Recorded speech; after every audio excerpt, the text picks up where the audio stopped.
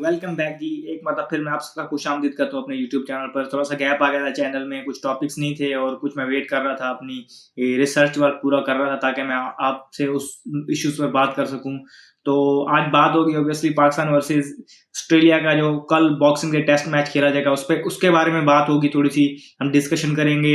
पाकिस्तान ने अपने 12 अनाउंस किए हैं और उनमें से ऑब्वियसली जो प्लेइंग 11 है वो कल अनाउंस करेंगे, मजीद उसको इंट्रोस्पेक्ट करेंगे क्या चेंजेस है उसमें। और फिर पाकिस्तान टीम में इंजरीज हो रही हैं, जो गया हुआ है स्क्वाड ऑलरेडी टूर पे, वहां पर इंजरीज हो रही हैं। और फिर chief selector Pakistan cricket team Wahab Riaz साहब, उनके कंडक्ट पे बात होगी कि वो क्या बातें करते हैं और किस तरह वो अपनी की हुई बातों को फिर नेगेट भी कर रहे होते हैं। और फिर उस्मान ख्वाजा का जो इशू चल रहा है, हम उस बात पे उसको भी टच करेंगे। तो स्टार्ट हम वहीं से करते हैं, उस्मान ख्वाजा वाले इशू पर। तो बात यहाँ पर यह है कि आईसीसी का ये, इस चीज में मुझे कहने में कोई शर्म नहीं, कोई डर नहीं, कोई खौफ नहीं कि आईसीसी का दोहरा म्यार है। देखें, हर किसी को ये चीज अलाउ होनी चाहिए, एक्सप्रेस करनी चाहिए। अगर कोई चीज, किसी चीज को, कोई एक इशू को सपोर्ट कर रहा है और वो किसी एंगल से पॉलिटिकल नहीं है, सबको नजर आ रहा है। मतलब आप देख सकते हैं कि इससे पहले भी हमने देखा कि कितनी ज्यादा चीजें इस तरह की फील्ड पे हुई हैं। जैसे कि ब्लैक लाइव्स मैटर का बाकी सारी टीम्स करती थी, हमने देखा था कि वो नी डाउन होते थे और फिर वो इस तरह करते थे। वो कितनी देर तक आईसीसी ने अलाउ किया, वो फील्ड पे सब उसको ले रहे थे।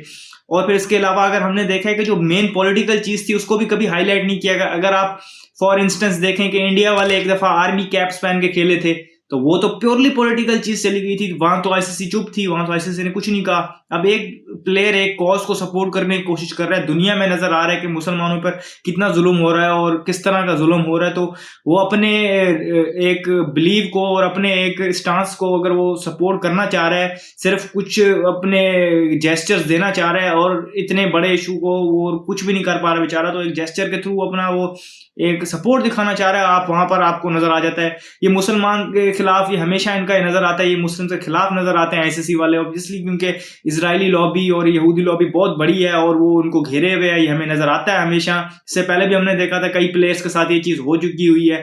तो अच्छी चीज ये है कि जो ऑस्ट्रेलियन क्रिकेटर्स हैं, हम बात करें पैट कमिंस की जो उनके कैप्टन है, और डेविड वार्नर है, वो भी इस चीज को सपोर्ट कर रहे हैं कि ये चीज कोई गलत नहीं कर रहे उस्मान ख्वाजा। और more power to you Usman Khawaja, आप इसी तरह अपने हक और सच के साथ डटे रहें, अल्लाह आपके साथ है। और जब अल्लाह आपके साथ होता है तो फिर इस तरह की कुव्वतें आपको कुछ नहीं बिगाड़ सकती। हम भी आपके साथ हैं इस इशू पे।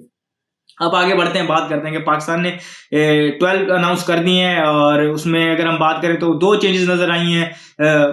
सरफराज की जगह रिजवान आए हैं और फिर खुरम शहजाद जो कि इंजर्ड हुए थे, इंजरी का टॉपिक पे बात करनी है हमने, वो इंजर्ड हुए थे तो उनकी जगह पर 2 प्लेयर्स मतलब 12 में नॉमिनेट हुए हैं। एक या उनकी जगह खेलेंगे साजिद खान या फिर खेलेंगे मीर हमजा, ये 2 प्लेयर्स नॉमिनेट किए हैं पाकिस्तान टीम ने।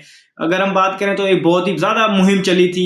ठीक है, सरफराज ने कीपिंग भी अच्छी नहीं की थी, बैटिंग भी अच्छी नहीं की थी, लेकिन जिस तरह मैंने आपको कहा कि एक टॉक्सिक फैन क्लब है, रिजवान का भी, बाबर का भी, सरफराज का भी, जितने भी प्लेयर्स हैं बहुत ही टॉक्सिक फैन क्लब है। जितना पीछे पड़ गया, अब कल खुदा ना खास्ता अगर नहीं होती रिजवान से परफॉर्मेंस कुछ होता है, तो एक तो जो सरफराज के जो फैन क्लब वाले हैं वो प्रे कर रहे होंगे कि वो ना करे उल्टा, क्योंकि पाकिस्तान से उनका कोई सरोकार है नहीं, बस अपने फेवरेट प्लेयर्स के पीछे पड़े जाते हैं और ये नहीं उनको समझ आ रही होती कि वो उनका रन ना करना या किसी खिलाड़ी का परफॉर्म ना करना पाकिस्तान को अफेक्ट कर रहा होता है। नहीं, और इस पर मैं बात पहले भी कर चुका हूँ। तो रिजवान आ गए हैं, हम उनको बेस्ट ऑफ लक विश करते हैं। उन्होंने ऑलरेडी एक परफॉर्मेंस दिखाई थी एक ऑस्ट्रेलियन टूर पे जब पिछली बार वो आए थे, तो हम उम्मीद करते हैं पता फिर वो उस तरह की परफॉर्मेंस दिखाएंगे। और खुरम शहजाद अनफॉर्चुनेटली इंजर्ड हो गए थे, पाकिस्तान के लिए बहुत अच्छी परफॉर्मेंस दी थी उन्होंने, बहुत अच्छी बॉलिंग कर रहे थे, एक रे होप नजर आ रहे थे कि पाकिस्तान आगे चल के पाकिस्तान के लिए वो विकेटें लेंगे। और जो मेन इशू होता है 20 विकेटें लेने का, वो अगर हल हो जाता है तो हम शायद टेस्ट मैच वहां जीत सकें, जो इस टाइम तक पॉसिबल नजर नहीं आ रहा। तो वो इंजर्ड हो गए, उसकी जगह मीर हमजा को लेके आए हैं और साजिद अली बिन, दोनों में से कोई एक पिच की कंडीशंस को देख के खेलेगा। मेरी अगर आप प्रेफरेंस पूछे तो मैं कहूंगा कि एक ऑफ स्पिनर हमारे पास पहले मौजूद है, सलमान आगा की शक्ल में सऊद शकील भी बॉलिंग कर लेते हैं, तो कोई जरूरत नहीं है कोई स्पिनर खिलाने की। ऑब्वियसली तो हमें जाना चाहिए मीर हमजा की तरफ, जो पेसर्स हमारे पास अवेलेबल हैं। अगर हम बात करें, मैंने इस तरह को इंजरीज की, इस टूर पे हमने देखा कि एक के बाद एक इंजरीज हो रही हैं। हमने देखा कि पहले इब्रार को हमने देखा कि इंजरी हुई, वो अभी तक फुली फिट नहीं हुए, मैच फिट नहीं हुए, अभी तक वो नहीं खेल पाएंगे, अगले मैच में भी अवेलेबल नहीं है सिलेक्शन के लिए। और फिर हमने देखा कि खुरम शहजाद के साथ हुई इंजरी, उनको भी कोई मसला आया रिब्स के अराउंड, वो भी मतलब उस तरह की फिटनेस उनकी नहीं रही, वो भी टूर से बाहर हो गए, वो पाकिस्तान वापस पहुंच गए हैं। फिर अगर हम बात करें तो नुमान अली की, हमने देखा कि नुमान अली को ऑब्वियसली वैसे इंजरी नहीं हुई, लेकिन उनको हेल्थ इशू हुआ, उनको अपेंडिक्स का कोई उनका इशू आया और वो भी ऑपरेट हुए हैं, वो भी टूर से बाहर हो गए हैं, तो वो वापस चले गए हैं पाकिस्तान। अब अगर हम बात करें तो ऑलरेडी हमें नजर आ रहा है कि हमारे हमारे पास पेस अटैक ऐसा नहीं है, सारे सिमिलर पेस के बॉलर्स हैं, 130 में बॉलिंग कर रहे होते हैं तकरीबन सारे। बिग कंसर्न यहाँ पर सबके लिए ये भी है कि शाहीन शाह अफरीदी की पेस गिरती जा रही है और 130s में वो उतने इफेक्टिव, अगर थोड़ी सी स्विंग मिल जाए तो वो इफेक्टिव होंगे, अगर नहीं मिल रही होगी तो उनकी उस तरह की इफेक्टिवनेस नहीं रहेगी। ऑलरेडी हमने देखा है कि ऑल्दो कि उन्होंने पिछले मैच में एक दो स्पेल बड़े अच्छे किए हैं, लेकिन वो हॉस्टाइल पेस नहीं है उनके पास 145 150 वाली जो उनके पास होती थी। तो ये चीज पीसीबी को भी देखना चाहिए, मेडिकल टीम को भी देखनी चाहिए कि वो क्यों कम हुई है और उसका पाकिस्तान को इफेक्ट पड़ रहा है। तो मैंने आपको कहा कि इंजरीज की अगर देखें तो ये चीजें हमें इफेक्ट कर रही है। नसीम शाह की इंजरी ने हमें इफेक्ट किया हुआ था, अभी फिर हम देख रहे हैं कि ये रिसेंट आपके सामने इंजरीज वाले इशू आए हैं। तो पाकिस्तान मेडिकल पैनल कहाँ है? और अगर बात की जाए इंप्रूवमेंट की, तो मैं एक वीडियो करूंगा इस पर कि इंप्रूवमेंट इंडिया ने कैसे किया और हमें इस चीज को कैसे देखना चाहिए। ये चीज तो हो गई कि इंजरीज आ गई, रिप्लेसमेंट अभी तक खुरम शहजाद की हमने नहीं देखा कोई अनाउंस हुई हो। लेकिन मैंने जिस तरह आपको कहा था कि बात करेंगे चीफ सेलेक्टर वहाब रियाज साहब की, तो पाकिस्तान टीम के चीफ सेलेक्टर वहाब रियाज साहब कहते हैं कि हमने भी डोमेस्टिक के परफॉर्मेंस को बड़ी इज्जत दी, डोमेस्टिक में जिन्होंने परफॉर्म किया हम उनको लेके आए। तो फिर कुछ प्लेयरों का जो टीम से एक्सक्लूड होना या टीम में शामिल ना होना, उनकी रीजन बताएगी कि वो डोमेस्टिक में अच्छा परफॉर्म नहीं कर रहे थे। तो टेस्ट क्रिकेट में मुझे नहीं समझ आती 4 day 5 day cricket Mohammad Nawaz ने लास्ट कहाँ खेली, कितनी खेली, क्या उनकी परफॉर्मेंसेस थी, रिसेंटली कंक्लूडेड कायदे आजम ट्रॉफी में उन्होंने क्या परफॉर्मेंसेस दी हैं।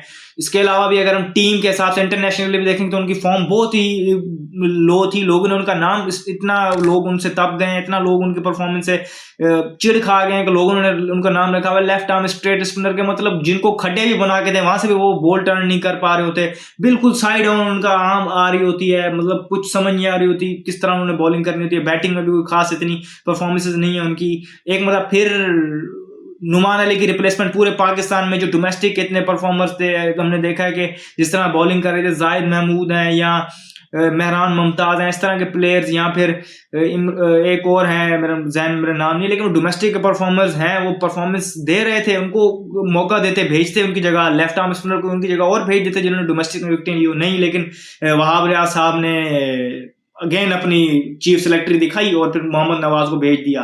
तो जो वो लोग कहते थे कि ये मोहम्मद नवाज खेलते हैं बाबर आजम के यार दोस्त कोटे पे या यारी दोस्ती पे, अब तो बाबर आजम कैप्टन नहीं रहे, अब क्यों खेल रहे हैं वो? ना मैंने तब डिफेंड किया था अगर वो यारी दोस्ती में खेल रहे थे, ना मैं अब किसी की यारी दोस्ती वाली चीज को डिफेंड करूंगा। लेकिन बात यह है कि कोई प्लेयर अगर आता है तो अब आना चाहिए, उसको अपने क्रेडेंशियल्स पे आना चाहिए। फिर अगर वो किसी का दोस्त है या नहीं है वो चीज सेकेंडरी होती है। लेकिन अब अगर मुझे बताएं ना, अब तो वो कैप्टन भी नहीं है, तो अब किस बेस पे वो आ रहा है? मोहम्मद नवाज कोई परफॉर्मेंसेज नहीं है, कोई फर्स्ट क्लास इतना लंबे अरसे से रेड बॉल हमने नहीं देखा, कहाँ खेले हैं, कितनी खेले हैं और क्या परफॉर्मेंस है उनकी, लेकिन वो शामिल हो गए हैं। अब पता नहीं कौन से पीर बाबा हैं उनके पास, यहाँ पर उनके पास कौन सा ऐसा जादू का मंत्र है, वो करते हैं और वो टीम में आ जाते हैं। तो डोमेस्टिक वहाब रियाज साहब से पूछा जाए कि डोमेस्टिक स्पिनर्स पर क्या करें? मतलब अगर आप फर्स्ट टाइम भी उनको नहीं खिला रहे होते, फिर सेकंड टाइम जब रिप्लेसमेंट आपने अनाउंस करनी होती है तो भी आपने ऐसे जो नॉन परफॉर्मर्स होते हैं उनको आपने आगे करके भेज देना होता है। तो फिर वो डोमेस्टिक के परफॉर्मर्स कहाँ जाए चीफ सेलेक्टर साहब?